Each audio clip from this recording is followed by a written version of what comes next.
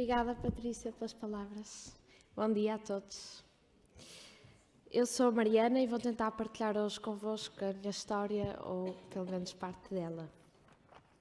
Quando primeiro a Academia nos desafiou a partilhar a nossa história de vida, rejeitei essa hipótese perentoriamente, porque não via na minha vida nada de inspirador. Tinha ouvido algumas outras histórias em vidas Ubuntu anteriores e reconhecia na sua maioria um caráter pesado, de superação de alguma dificuldade, e eu sentia que, para mim, na minha vida, nunca tinha tido nenhuma dificuldade. Fiz um esforço por pensar em momentos difíceis, aos quais me pudesse agarrar, para sentir que pertencia a esta família de pessoas resilientes. Remexi na minha infância, na minha adolescência, em todas as memórias que tinha, mas, francamente, nenhuma grande dificuldade me ocorreu. E ainda hoje nada, felizmente, me ocorre. Por isso, a história que aqui partilho é uma simples história de uma vida aparentemente sem percalços, que não pretende ser muito inspiradora, mas que procura ao menos chegar àqueles que com ela se identifiquem. De facto, tenho a bênção de poder dizer que sempre tive uma vida muito feliz. Cresci numa família de 4 pessoas apenas, mas que era uma família muito maior. Com avós presentes, tios chegados e muitos primos dos dois lados, sentia-me pertencente a uma família grande, que nunca teve problemas em demonstrar afeto e onde eu sabia que pertencia e era amada. Era cúmplice dos meus pais e da minha irmã. Era querida para os meus avós, tios e tios-avós. Os meus primos eram mais do que isso, meus amigos e alguns quase irmãos. Cresci a ser estimada e valorizada pelo que de bem fazia. O espetáculo de balé era pretexto para toda uma reportagem fotográfica pelo meu avô. O texto que escrevia para a aula de português era partilhado com orgulho por toda a família e os meus sucessos eram valorizados. Sou cristã e por isso cresci também no seio de uma outra família, a comunidade da minha igreja, que é mais um porto seguro na minha vida. Um grupo querido de pessoas que me viu nascer, crescer e que comigo partilha a mesma fé e os mesmos valores.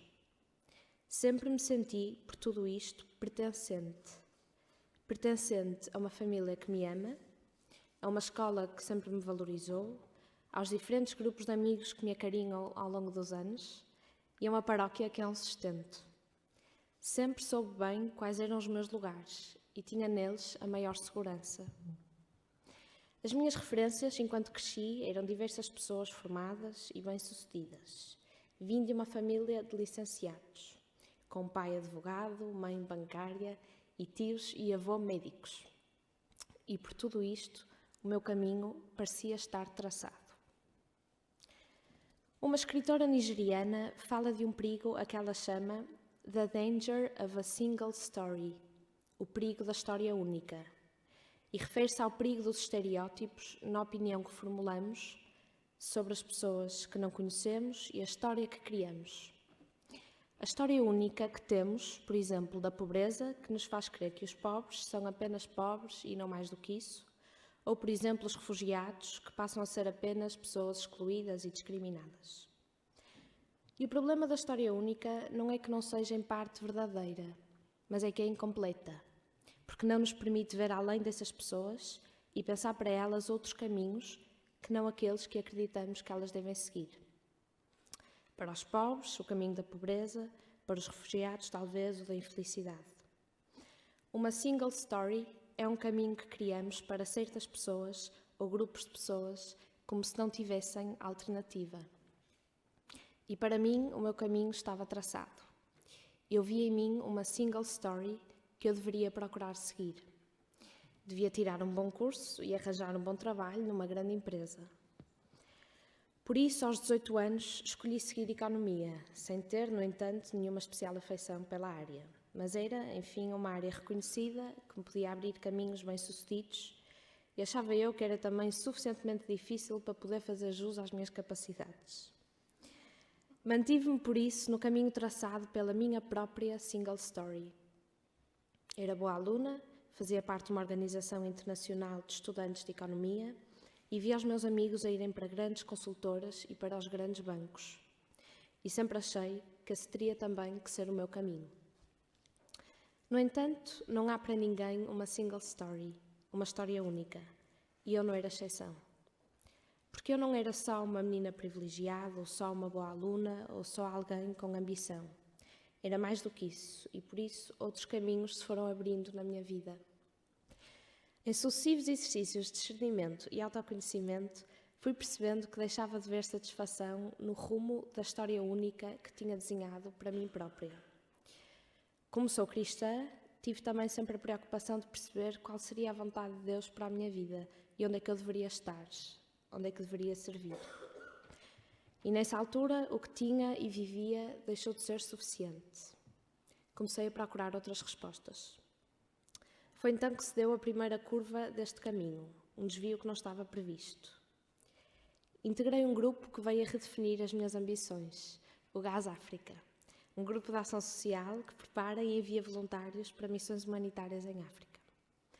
Tive a sorte de, nesse ano, poder partir em missão para Cabo Verde, onde trabalhei para o desenvolvimento comunitário em 2 bairros. Foi o primeiro contacto com uma realidade tão diferente, tão difícil, mas que foi para mim, na altura, tão desafiante e encantadora. Saí pela primeira vez do meu contexto e tomei contacto com a realidade e com pessoas que, sendo à partida tão diferentes de mim, me passaram a dizer tanto e a ser-me tão queridas. Ouvi dizerem nesta altura que quando entramos numa sala com pessoas desconhecidas, procuramos rapidamente aquelas com quem à partida mais nos identificamos, ou porque se vestem como nós, ou porque se calhar andaram na mesma escola connosco. Essa pessoa lançou o seguinte desafio: quando estiverem nessa situação, avancem e sentem-se ao lado da pessoa mais diferente que encontrarem, porque essa pessoa não vos vai apenas abrir outras portas, mas vai mostrar-vos portas onde vocês sozinhos não passavam sequer do corredor. Levei esse desafio muito a peito e desde que parti em missão que procuro sentar-me ao lado de pessoas tão diferentes de mim quanto possível e assim abrir horizontes e sair da minha bolha. Mas essa missão terminou e no meu regresso tão difícil passei de querer sentar-me ao lado de quem era diferente de mim para começar a rejeitar sentar-me ao lado de quem era como eu. E foi aqui que se deu a segunda curva do meu caminho. Tinha uma single story de quem eu era. História essa que eu queria agora rejeitar e por isso rejeitar também quem comigo dela partilhava.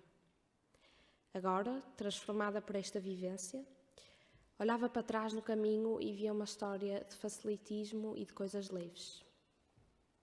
Procurava agora uma vida com mais sentido e mais profunda no despojamento e no serviço aos outros. Quis rejeitar a história que parecia à partida estar delineada e pus por isso tudo em causa.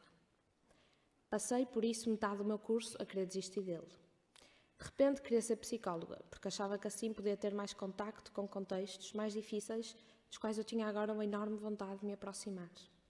Depois quis ser assistente social. Pensei também em ser enfermeira, para poder estar e cuidar das pessoas. Queria tudo menos estar onde estava, rodeada dos meus colegas que partilhavam aquelas que uma vez tinham sido as minhas ambições, mas que eu agora rejeitava. A menina que tinha crescido segura, num sentido de pertença inabalável, não sabia agora onde pertencia e quem queria ser. Foi um período de enormes questões e de grande inquietação. Parecia até que me sentia mal pelas oportunidades que me tinham sido dadas e pela facilidade com que sempre tinha vivido. Rejeitava o meu curso, alterava hábitos e comportamentos sociais muito próprios do meu contexto, do contexto que sempre me rodeou, aliás, e evitava seriamente o contacto com quem os mantinha. Fazia um esforço por ser forçosamente disruptiva no meu meio e ser notada pela diferença na forma de estar e na forma de ser. Queria diferenciar-me, porque via os outros com uma história única que havia um dia sido a minha e que agora já nada me dizia.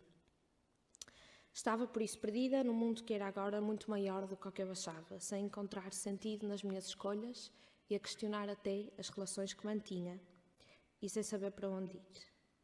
Estava em modo José Régio. Não sei para onde vou, mas sei que não vou por aí. Em tudo isto, compreendida e apoiada pela minha família, fui procurando respostas noutras experiências, noutros contextos. Entre retiros espirituais e missões humanitárias, fui contactando com pessoas diferentes, que mostravam vidas diferentes, vidas que também eu podia seguir. Foi nesse contexto que parti, em julho de 2017, para Timor-Leste. Não me vou alongar neste relato, porque essa seria toda uma outra história, Mas foi nesta experiência que pude trabalhar de perto com a cooperação internacional e com as ONGs no terreno. Vim decidida de que o trabalho social não era só uma utopia e que era aí que eu devia definitivamente estar. E foi aí que dei a mais recente curva no meu caminho, uma autêntica inversão de marcha. Regressei de Timor com o curso por terminar. Com muito esforço terminei-o, penso que de certa forma para também poder dar provas de resiliência e superação a mim mesma. E assim foi. Terminada a licenciatura, deixei o canudo de lado e ingressei na área social onde estou hoje. E sei que estou bem, sei que estou onde devia estar. Hoje, e também graças à Academia Ubuntu, estou no processo de voltar a aceitar a forma como eu vejo os contextos e as pessoas que sempre me rodearam. A Academia mostrou-me, através da vida dos participantes, que ninguém tem uma história única. Hoje aqui, quando vemos alguém a ser chamado ao palco, não sabemos, nem podemos sequer querer ter a pretensão de adivinhar qual vai ser a sua história. Hoje aqui vemos que cada uma destas pessoas é muito mais do que o sítio de onde veio e o contexto onde cresceu. Por isso hoje, olho com gratidão para tudo quanto me foi dado e percebo que sou o que sou e tenho as capacidades para fazer o que faço, graças a todas as oportunidades que tive, felizmente, na vida. Mas esta história não é, nem pode ser, só minha. É sobre todos os que me ajudaram a crescer e em quem tenho grandes referências. Contei-vos a single story da minha família, mas também vos contei que ninguém tem uma história única. Porque o meu avô, que era médico, lembram-se? Não era só médico, mas era reconhecido e admirado pela sua bondade e generosidade por todos aqueles com quem se cruzava. A minha mãe também não é só bancária, mas sempre esteve envolvida em muitas causas sociais. O meu pai também não é só advogado, mas está envolvido no trabalho numa instituição social. A minha irmã, jurista, não estudou apenas Direito, mas está agora a viver nos Açores, em missão. Estes, que representavam em parte a história de que eu me queria diferenciar, guardaram neles, o tempo todo, o rumo que eu acabei por tomar. A minha resposta esteve sempre neles, ainda que eu, pelo perigo da história única, não a visse. Termino citando alguém que ouvimos ontem, diferenciar o significado de ser e de ter. Nós não somos o que temos, mas somos a relação que temos com o que temos.